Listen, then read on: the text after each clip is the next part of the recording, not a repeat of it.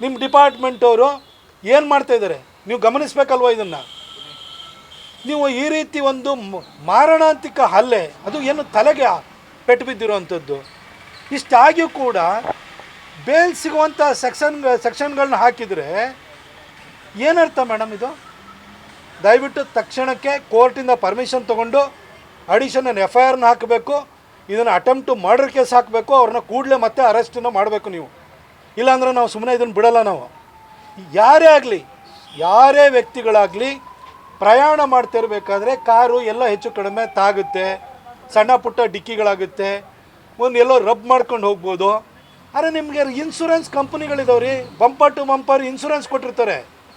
ನಿಮ್ಮ ಕಾರಿಗೆ ಗುದ್ದು ಅಂತ ತಿಳ್ಕೊಳ್ಳೆ ನೀವು ಹೊಡೆದು ಯಾರನ್ನ ಬೇಕಾದ್ರೆ ಸಾಯಿಸೋದಕ್ಕೆ ಪರ್ಮಿಷನ್ ಕೊಟ್ಟಿದ್ದಾರೆ?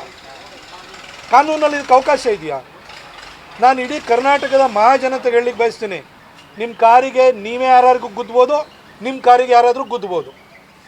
ಆದರೆ ರೋಡ್ ರೇಜ್ ಅಂತ ಹೇಳ್ತೀವಲ್ಲ, ಇಲ್ಲಿ ಬೀದಿ ರಂಪ ಮಾಡಿ ಹೋಗಿ ಹೊಡೆಯೋದು, ನನ್ನ ಕಾರಿಗೆ ಬಂದು ಗುದ್ದೆ ಅಂತ ಹೊಡೆಯೋದಕ್ಕೆ ನೀವು ಯಾರ್ರೀ?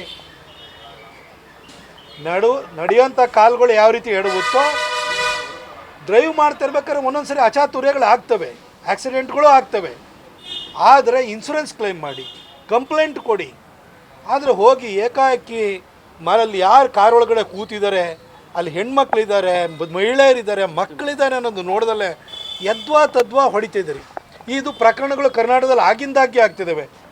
ನಾನು ಪೊಲೀಸ್ ಆಯುಕ್ತರನ್ನು ಹಾಗೂ ನಾನು DG ಅವ್ರನ್ನ ಕೇಳ್ಕೊಳ್ತೀನಿ, ಸರ್ ಈ ರೀತಿ ರೋಡ್ ರೇಜ್ ಎಲ್ಲೇ ನಡೆದ್ರೂ ಕೂಡ ತಕ್ಷಣಕ್ಕೆ ಅವ್ರ ಮೇಲೆ 307 ಕೇಸ್ ಹಾಕುವಂಥದ್ದು ಆಗಬೇಕು. ಆಕ್ಸಿಡೆಂಟ್ ಆದರೆ ರಿಪೇರಿ ಮಾಡಿಸ್ಬೋದು, ಏನು ಮುಂದೆ ಫ್ರಂಟ್ದು ಬಂಪರ್ ಹೋಗ್ಬೋದು ಅಥವಾ ಹಿಂಗಡೆ ಬಂಪರ್ ಹೋಗ್ಬೋದು, ಆಯಿತಾ? ಇದನ್ನು ನಾವು ರಿಪ್ಲೇಸ್ ಮಾಡ್ಬೋದು, ಎಲ್ಲ ಪ್ಲಾಸ್ಟಿಕ್ ಐಟಮ್ಗಳಿರ್ತವೆ. ಆದರೆ ಮನುಷ್ಯನ ಜೀವ ಹೋಯ್ತು ಅಂತಂದರೆ ನಾವು ರಿಪ್ಲೇಸ್ ಮಾಡೋಕ್ಕಾಗುತ್ತಾ ನಮ್ಮ ಕೈಲಿ? ಹಾಗಾಗಿ ಇದನ್ನು ನೀವು ಗಂಭೀರವಾಗಿ ತೊಗೊಳ್ಬೇಕು. ನಾನು ವಿಶೇಷವಾಗಿ DG ಅವ್ರನ್ನ ಕೇಳ್ಕೊಳ್ತೀನಿ, ಸಲೀಂ ಸರ್ನ ಕೇಳ್ಕೊಳ್ತೀನಿ. ಯಾಕೆ ಗೊತ್ತಾ, ನಿಮ್ಮ ಮೇಲೆ ನನಗೆ ವಿಶ್ವಾಸ ಇದೆ, ಯಾಕಂದ್ರೆ ಮೈಸೂರು ಕಮಿಷನರ್ ಆಗಿದ್ದವರು.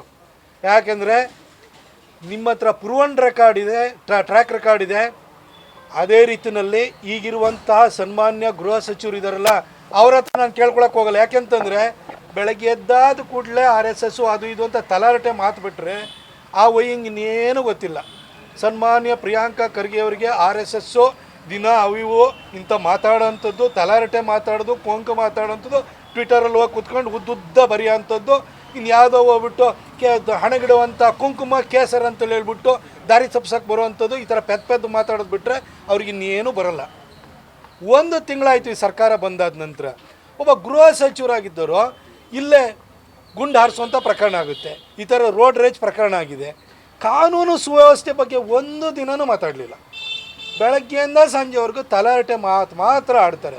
ಹಾಗಾಗಿ ಆ ವ್ಯಕ್ತಿಯಿಂದ ನಾವು ಏನೂ ನಿರೀಕ್ಷೆ ಮಾಡೋಕ್ಕಾಗಲ್ಲ. ಒಂಥರ ಏನಂತಂದರೆ ಈ ಹಿಂದೆನೂ ಕೂಡ ಸಿದ್ದರಾಮಯ್ಯನವ್ರ ಸರ್ಕಾರ ಇದ್ದಾಗಲೂ ಕೂಡ ಒಂದಷ್ಟು ಕೂಗುಮಾರಿಗಳಿದ್ರು. ಆ ಕೂಗುಮಾರಿಯಲ್ಲಿ ಈ ಪ್ರಿಯಾಂಕರ್ಗೆ ಒಬ್ಬರು, ಇನ್ನೊಬ್ಬ ಕೂಗುಮಾರಿ ಇದ್ದರು ಸಂತೋಷ್ ಲಾಡ್ ಅಂತ, ಅವ್ರಿಗೆ ಮಂತ್ರಿ ಸ್ಥಾನ ಸಿಕ್ಕಿಲ್ಲ, ಏನೋ ವಾಪಸ್ ಕೊಟ್ಟರೆ ಮತ್ತೆ ಕೂಗುಮಾರಿ ಆಗ್ತಾರೆ. ಒಬ್ಬ ಶಾಸಕ ಇದ್ದಾನೆ, ಅವನು ಕೂಗುಮಾರಿ. ಈ ಕೂಗುಮಾರಿಗಳಿಂದ ಏನೂ ಆಡಳಿತ ವ್ಯವಸ್ಥೆ ಸರಿಯಾಗಕ್ಕೆ ಸಾಧ್ಯ ಇಲ್ಲ. ಹಾಗಾಗಿ ನಾನು ಮಾನ್ಯ DG ಸಲೀಂ ಸರ್ ಹತ್ರ ಕೇಳ್ಕೊಳ್ತೀನಿ, ಸರ್ ತಕ್ಷಣಕ್ಕೆ ಇದ್ರ ಮೇಲೆ ಆ್ಯಕ್ಷನ್ ಆಗಬೇಕು ಸರ್.